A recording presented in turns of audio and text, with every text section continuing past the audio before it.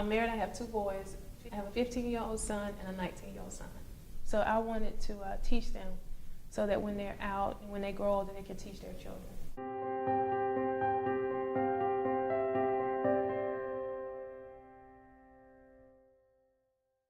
With Quavis having the surgery, it kind of scared all of us.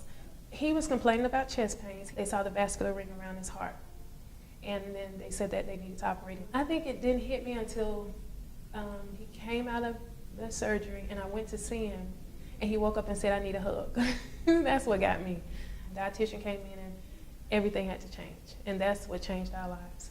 I went online, I took all the brochures that they gave me at the hospital. And I had a friend, she worked in the cafeteria, and she would tell me what she cooked for the heart patients. And so that helped too. We couldn't give him fried foods anymore. Everything had to be baked, of course a lot of water.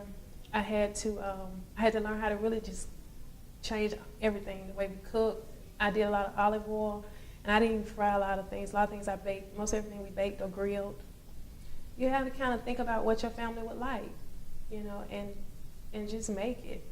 And every day is a learning experience. And I hear a lot of people say, well, it's cheaper to just, but my son he's worth more than that. So whatever I have to pay, you know, if it's organic, if it's to pay more for wheat bread, or if it's to pay more for the 100% juice, because they do every now and then they want some juice.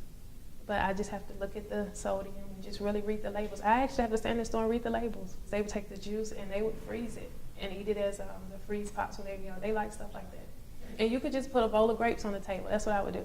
Or like when I pick up Short, he's very active. So when I pick him up, instead of having to go to Wendy's or somewhere, I would have like a granola bar. Or I would make him a turkey sandwich.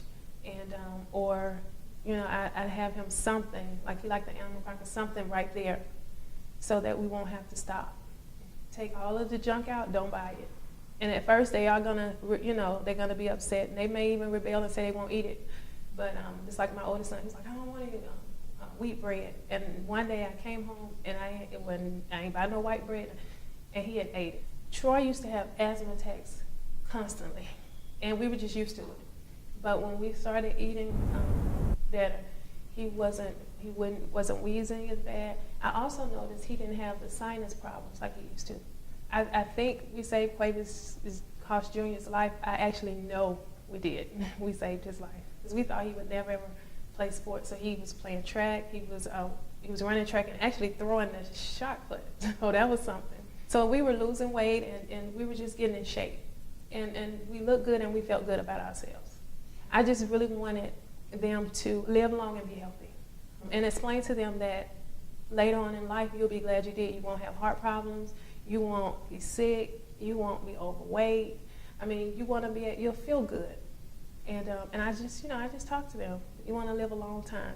Just want to enjoy family. And I'm going to see my grandkids, you know, great grandkids.